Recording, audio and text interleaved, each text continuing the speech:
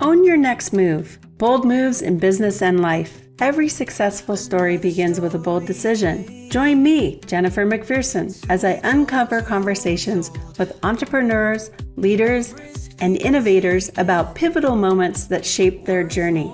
Authentic insights, inspiring lessons, and practical wisdom to help you own your own next. Welcome to Own Your Next. I'm Jennifer McPherson. I didn't start my first business until I was 48. I spent decades behind the scenes and decided to give it a go at owning my own next move. Since then, I've built companies, navigated real setbacks, and learned firsthand that success is far more about mindset rather than timing, talent, or even luck. Today's guest is Adam Probolsky, President of Probolsky Research. Adam works with governments, corporations, and organizations across the country to better understand public opinion and how people think about the issues that impact their communities. Adam, welcome to the podcast. Thank you, Jennifer. To get us started, tell us a little bit about yourself, your background, and how you ended up in the world of public opinion research. Okay, so I run this research organization that really focuses on what ends up being public policy at some level. So whether it's for a government agency or a company, or you're running for office potentially, or you're a nonprofit, it all comes back down to the people, and that's oftentimes public policy. A vote of the people, or a vote of the government, or some regulation, or something like that. So that's really kind of where we live in that space. And we've been around for 30 plus years, wow, which is a pretty long time, but seen some really significant recent growth. But I started in politics as a kid, so the 17-year-old Adam was a volunteer at the party headquarters and with campaigns, and started out running politics and pretty much doing anything. If you had $600, I would do anything you asked me to do. Wow. Back then. And I took a different path. Today, if you have a cell phone and walk to precinct for Bernie, like, you're a political consultant. But if back then it was kind of a much more restrictive environment. So I just kind of bucked the trend and just did it myself, opened a shop, and took a while to make money, but that was my focus. And then at some point I realized that being a journalist was not kind of what I wanted to do. And kind of the, pollsters are kind of the radiologists of the medical world, or the polling world. We're kind of like the specialists in public affairs and policy. And so that's where I decided to go. And we've been doing that for, more than 20 years exclusively. Wow. That's a great ride. I mean, 20 years, that's a long time to be successful in business, honestly. That's great. They always say the riches are in the niches. They always say niche down, niche down, niche down. When I was first starting my company, I was like, okay, I could do everything. And then really early on, you realize, can you though? I mean, you could, not efficiently. Yeah. And it's better if you just like niche down. So, oh, cool. That's really cool. So another question, you work with leaders who make big decisions based off of research. What is the biggest mistake decision makers make when interpreting, polling, or the surveying data? So, I would say that the biggest mistake might be that they don't really rely on the data. So you don't have to have polling to make decisions. I mean, we elect our leaders, we hire our leaders, we put people in positions of authority because we trust them and because we think that they're going to do a good job. So you don't have to have underlying public opinion research to make decisions. But if you do, you should rely on it. And there's math and art involved, but polling is on any level other than national, and I can talk about that if we want, is highly accurate, highly predictive of outcomes. And if it's done where it's representative of the population, whether it's voters or residents or CEOs or whoever you're polling or surveying, it's going to be highly accurate if it's representative of that population. So I think the biggest problem is like, saying, yeah, that's interesting, but let me do this. And that's okay, right? They also have the authority, the ability to make decisions to counter to what public opinion is. And that's kind of part of the reason why we, elect people, right? They get to make those choices. But for the most part, it's kind of ignoring the numbers. Okay. Interesting. That's interesting. Do you ever run into, well, I guess, let me ask it this way. How do you get the audience that you're looking for to be able to poll? Sure. So I think there's always about once a month, there's some big news story by some national publication about how hard it is to poll and how polling is just so, problematic. And I'm sure everybody has this kind of scenario in their industry or in their work where it's like, you have no clue what you're talking about, And so I'll give the example in 1995, right? How did we reach people? Or even, whatever, you called them at dinner time at home and on their landline. That was how you talk to people. Today, I can call you, I can email you, I can text you, I can send you mail, I can knock on your door, I can, put a social media ad, I can use other people who signed up for surveys and ask them. There's a million different ways I can reach out to people. So polling is actually a lot easier today than it was back then. And it gets easier because there's more modes of communication. Now, there's complications because maybe fewer people will answer the phone, so I've got to push to a different mode. But all those things are on the table. So it really depends on the community and what we're trying to accomplish. Like if we do an annual survey for a college where they're kind of the economic forecaster for this big metropolitan area, and so that is businesses. So we've got to talk to business owners, general managers, executives of these companies, big and small. And so we email them, we text them, we send, a piece of mail, we call them, we do all those things we have to do. Same thing goes for residents or voters. We basically have to, in a bigger community, if I'm polling in Miami, I can just, email, text, and call. We did a project for a small town in Texas last year where we literally had to knock on 5,000 doors. Oh, wow. Orange vests, iPads, cell-enabled iPads, and knock on every single door. It was kind of like a quasi-census project. So it really, there is no, perfect scenario. If you're a researcher, you look at the situation and you find the best, solution for the job. Okay. Interesting. I bet that was quite a feat to knock on 5,000 doors. Well, consider that even more rough. This was last year, right? In the face of all the national attention over immigration enforcement, and this was in a community that had a high Latino population. Yes. And my questions I was asking them: how many people live here, and how much do you make? Oh my word! So that was a rough one, but we got Yeah, I can see that. I think that not a lot of people answering the door. Yeah.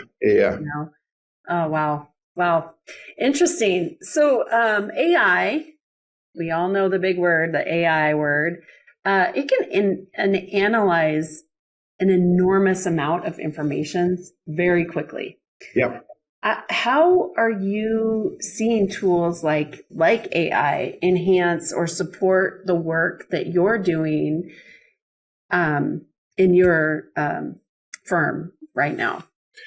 So the first thing that we are doing with AI, and I think, first of all, let me say this. I feel like every day we're just rearranging the deck chairs. And I know we're doing a good job, and I'm confident we have, years of runway, but I do feel like in business in general, like we're all just kind of on the edge of, not being relevant. So I'll say that, and if anybody else is feeling that way, it's okay. Like, I'm with you. But our first use case of AI has been internally in building, not necessarily in using AI for the research, for the actual research, but in building processes and building tools and things like that. So I'll give you an example. We have our typical kind of the main product, right? Our offering of a pollster, of a survey company is a presentation that, depending on the audience, could be 200 slides long, right? It's got a lot of detailed information in there. That presentation takes most research firms, 5 days a week, 2 weeks sometimes to put together. For us, we've already had internal tools, just automation tools that allowed us to condense that down to 5 to 10 hours. Wow. We are, T minus, 3, 4, 5 days away from rolling out a system that takes that 200 slide deck presentation and condenses it down to about 6 minutes. Wow. So that's what we're using AI for and again, it's not even injecting AI into it. It's just building the system to do that with AI, to automation system. So that's our first come out of the gate.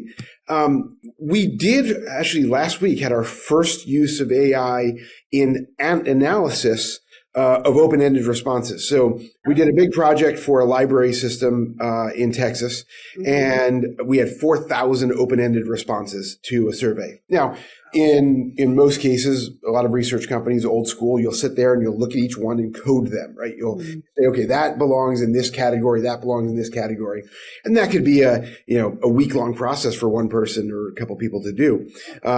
So we used kind of more of a machine learning scenario.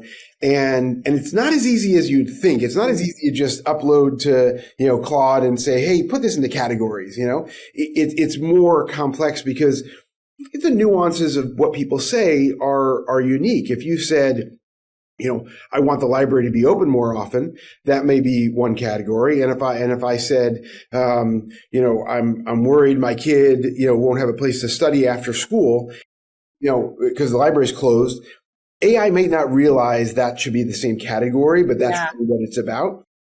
So it took some work, and it got us to about 60%. So we checked it. We got 60%. That's great. So we had to code manually the rest, but we're getting there. So it's definitely a part of our process, definitely has high utility, and we're just going to get better from here. Yeah, I can see that. We've used it on a smaller scale for a similar, surveys. Like we have smaller scale surveys typically in our projects, but just organizing the data into the right buckets. And you're right. It does take a little bit of training on it, but it does a pretty good, decent job at, taking something that might take, well, for us, because it's a much smaller scale, several hours to, maybe one. And then that additional hour is just categorizing the other, 40% and verifying and checking. So it works, I think, especially for visualization. If you want to take, some data and say, give me a cool infographic, like amazing, really cool stuff. Yeah. I'll give you one more fun example. So yesterday I get an email, and it's a county that wants to raise a tax, a transient occupancy tax, which is a hotel visitors tax or whatever we call it in different parts of the country. But essentially, a tax on hotel stays and long-term rentals. And they asked if we could talk about, a poll about the tax. I said, yes. We set up a meeting at, 2:00, and, I had a very busy day, including taking my kid to the doctor. And so while we're there, I asked Perplexity to give me the rundown, like find the staff report on this subject, give me the details. And, I don't know, 90 seconds later, I have full context over what it is. I see the visibility to the staff report, how much they're looking to raise, the differences in rates that they could, put in place. And then I have the call, an hour later, and the analyst, the management analyst was like, oh, wow, you really prepared for this call. And I was like, 90 seconds of perplexity and, and 1 minute of reading and, I have context. So, maybe you don't have to always admit that you how it worked, but it really does change the game of, from a staff time, nobody's getting fired because we have AI, but we're definitely probably not going to grow as dramatically in headcount. And it really just makes life so much simpler because you can just be up to speed so much quicker. Yeah, I agree with that wholeheartedly. And, a lot of people are concerned that it's going to get rid of everyone's job. And what will we do? I would argue that it takes away the tedious work and then elevates you to be able to take your time and now work on other more strategy or more strategic components of whatever it is that you're doing. So I think maybe one day we'll never work. I doubt that, though. I think that human beings, we're like the working German shepherds. You have to give it a job constantly, or it feels like it's not doing the thing, right? And I just don't think that that's who we are as humans. So I just think it frees up time and gives you more time to do more strategic, higher level things that you want to do anyways, but you end up running out of time for those. So yeah, if you're creative, if you're entrepreneurial, I think there's going to be a spot for you. Yeah. Yeah. So that being said, looking ahead, which in the future none of us know, especially at the rate of AI, what do you think public opinion research will look like maybe in 5 or 10 years? We are definitely going to have you might call it a regression, but I've talked so far a little bit about mail and a little bit about in person, and there will absolutely be a prominent place for those things because people to some degree maybe will be less able to get them in those digital modes, less able to get them on the phone. So we have to prioritize other things. It's still going to be in the mix, but we may have to pull in other modes. And there's going to be different tools. Right now, if we do let's say you're a developer and you're trying to understand what the public opinion is about your, master plan 1,000 home project or a big condo tower that has opposition from the community, we're polling 300, 400 or so people in a normal sized city to give us perspective on what the messaging should be, how to use that from an advocacy tool with policymakers like the mayor or commissioners or whatever it might be. Mm-hmm. That's our typical scenario. And it's a pretty expensive poll, right? It's a $25,000, $50,000, $80,000 poll. Depending on what it is, it's not cheap. Yeah. I think we're going to have, in addition to needing those other modes, we're also going to have more digital access to people in different ways. We may be able to have a way of representatively sampling people much quicker with a handful of questions. Right now, if you want to ask, let's say, a 5-question survey of a community, you can create a Survey Monkey, you can do a Google form, you can send an email out, you can put it on social media, and you can get hundreds of responses. It's not going to be anywhere close to being representative of that community. It's going to be old, white, rich people is what it's going to be, who own houses. And that's just how it is. And so you don't really get a clear picture. At some point, I think we're going to get closer to a place where I can actually reach out to the right mix of people in some other digital way I'm not even contemplating. We're going to pour it right into the little chip into your head and ask you the question. So there's definitely innovation coming that'll hopefully drive down costs for certain projects and give people greater access to real numbers. Because right now, too much of those kind of throwaway polls are being used in ways that just are not right because they're just not accurate. Yeah. I mean, we see that in a shift from public meetings who, you've got one demographic that goes to the meetings. Right. Generally, they're older people that have a lot more time and just, the same people every time. And, we've kind of shied away from or discouraged those versus let's do pop-up events. Let's go to where people are. Let's pull people into the booth. Let's talk to them, at least that way at these events, we're able to get a broader demographic to choose from and to get opinion from, and obviously you're talking huge research projects that you're doing, and that's just impossible to do that at every level. But it would be cool if we could have more representation across the board in these opinions, because, let's face it, you're getting a very one-sided, maybe slightly two-sided opinion in a lot of times. So that's cool. Yeah, hopefully that would be great. So another question for you. Many leaders assume social media reflects what everyone thinks. How different is social media sentiment from actual public opinion? Well, first of all, most people don't express themselves on public media and social media. They don't express their political views. It's a very, finite group of elites and who really do that. I mean, the X ecosystem is very, very focused, and honestly, so is Nextdoor. They're both kind of racist, actually. So, it's a very unique subset of the population, and I love. I don't like Nextdoor, but I love X. I love looking at it. My feed is much more tech and AI and than it is government and politics, because I'm just not that interested in what I think about it.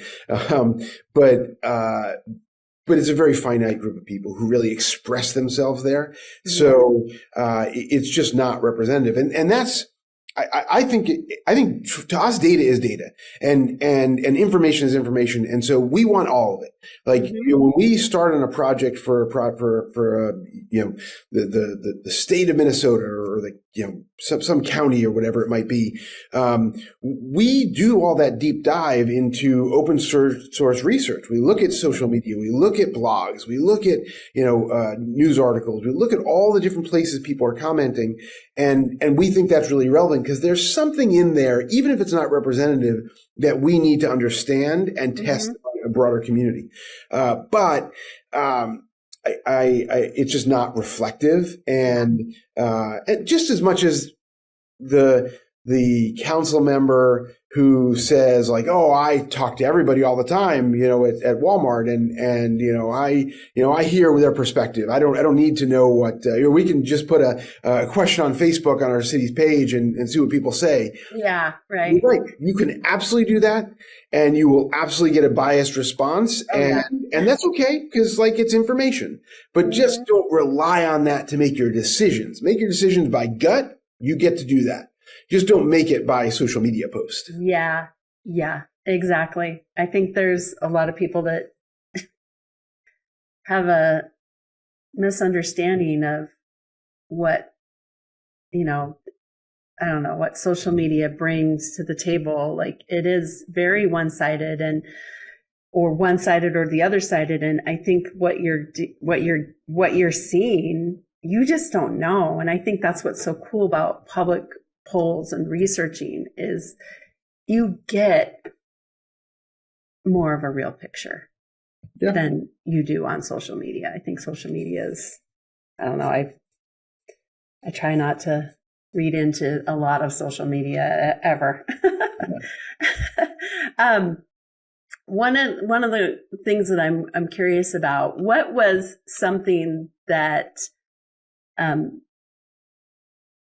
one time where the data completely surprised you, or more likely surprised your client? The truth is, we are not surprised that often, because we have we are not generally, because we have a pretty good pulse on most of the populations we're surveying. We're kind of in the field all the time. So I don't think we get surprised too often, but there are things like where people get their news and information. It's kind of a standard question we ask pretty much across every survey we do. And there are places where local TV news is the source of news, right? That's where people are getting their information, or the newspaper is still a place where people get their news in certain places.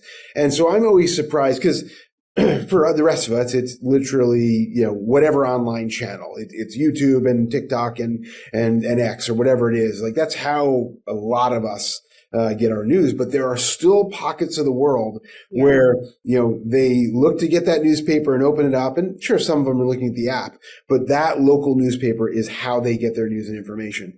And what's kind of great about that is, exactly where to go to reach those people. So it's kind of cool. Whereas in most other places, it's this hugely disparate, scenario where it's like there's no way to really advertise or promote in those, all those different mediums.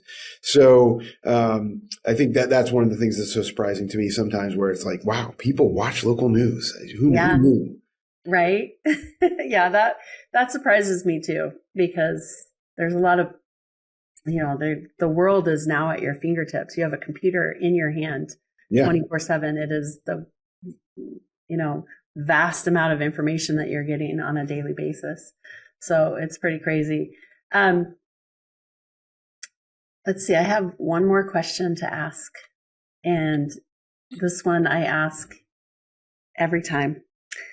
So I am a firm believer that mindset is everything, especially for me. Well, in every aspect of life, I truly believe that, how you think and perceive things and like your attitude really does matter, because honestly, horrible things happen to every one of us in the world, right? In life in general, we all have problems. It's not all, rainbows, butterflies, and sunshine, right? We wish it was, but it's not. So how does mindset affect you in your business, in your life in general? And was there ever a time where you really can remember that you had to shift your mindset at any point in your life or career? And what was that pivotal mindset shift that caused you to accelerate in your life? I think I was very cavalier when I was younger, and I thought, when I was involved in politics when I was younger, I thought, we kind of, my little class of people ruled the world. Like we were very important.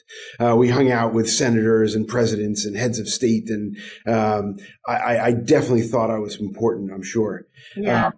And over time I realized, that really didn't matter that much.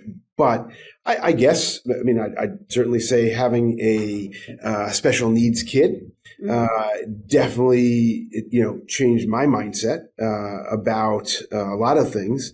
And, my motto is be curious and have compassion. And, Right. so, that really is the compassion part is critical.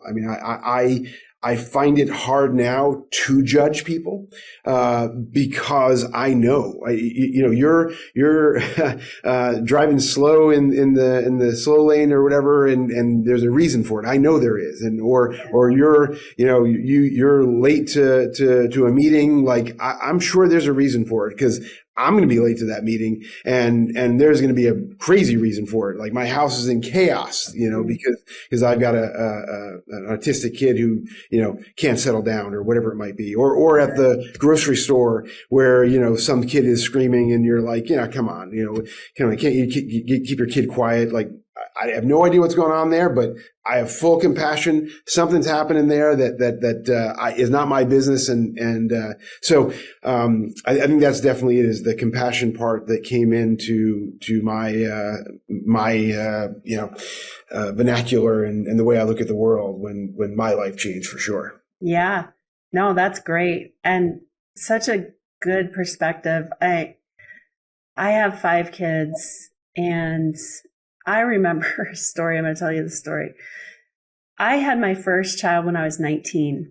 I worked at a grocery store during that period of time, and I was hugely pregnant. And I remember one lady walking through the aisles and she's like, oh, congratulations, blah, blah, blah.